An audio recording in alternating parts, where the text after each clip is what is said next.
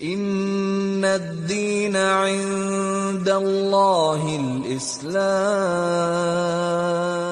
حضرین اکرام، اللہ رب العالمین نے مجھے اور آپ کو اپنی نمازوں کی حفاظت کرنے کا حکم دیا، یعنی نمازوں کو ان کے اوقات پر ادا کرنے کا حکم دیا۔ جیسا کہ روایت میں آتا ہے، حضرت عبداللہ بن مسعود رضی اللہ تعالیٰ عنہ اللہ کے رسول صلی اللہ علیہ وسلم سے سوال کرتے ہیں، ای العمل احب الی اللہ عز وجل، اے اللہ کے رسول صلی اللہ علیہ وسلم، اللہ کو کون سا عمل سب سے زیادہ محبوب اور سب سے زیادہ پسندیدہ عمل ہے؟ اللہ کے رسول صلی اللہ علیہ وسلم فرماتے ہیں، الصلاۃ علی وقتہا، نماز کو اس کے وقت پر ادا کرنا، نماز کو اس کے وقت پر پڑھنا، یہ اللہ رب العالمین کو سب سے زیادہ محبوب، سب سے زیادہ پسندیدہ عمل ہے۔ حضرین اکرام، حضرت ابراہیم خلیل اللہ علیہ السلام خانہ کعبہ کی تعمیر کرنے کے بعد انہوں نے اللہ رب العالمین سے جو دعائیں مانگی، جو مرادیں مانگی، ان دعاؤں میں سے ایک عظیم دعا یہ بھی تھی، رب اجعلنی مقیم الصلاۃ ومن ذریتی ربنا وتقبل دعا، اے اللہ تو مجھے نمازی بنا،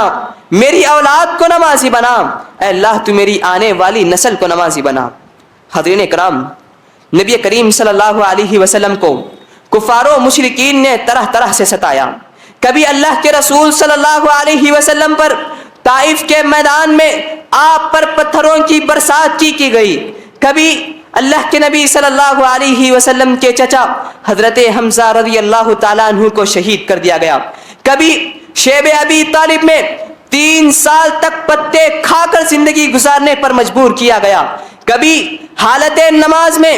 آپ کی پیٹھ پر اونٹ کی اوجری ڈال دی گئی، لیکن آپ صلی اللہ علیہ وسلم نے کبھی بھی ان لوگوں کے حق میں بد دعا نہیں کی۔ لیکن اللہ کے رسول صلی اللہ علیہ وسلم نے غزوہ خندق کے موقع پر کفار و مشرکین کی وجہ سے جب اللہ کے رسول کی نماز عصر فوت ہو جاتی ہے، اللہ کے رسول اپنے ہاتھوں کو اٹھاتے ہیں، بد دعا فرماتے ہیں، ملأ اللہ قبورہم وبیوتہم نارا، اے اللہ جن کی وجہ سے میری عصر کی نماز فوت ہو گئی ہے، اے اللہ تو ان کی گھروں کو اور ان کی قبروں کو تو آگ سے بھر دے، کما شغلونا عن صلاۃ الوسطی حتی غابت الشمس، اے اللہ ان لوگوں کی وجہ سے میری عصر کی نماز فوت ہو چکی ہے، اے اللہ تو ان کے گھروں کو اور ان کی قبروں کو آگ سے بھر دے۔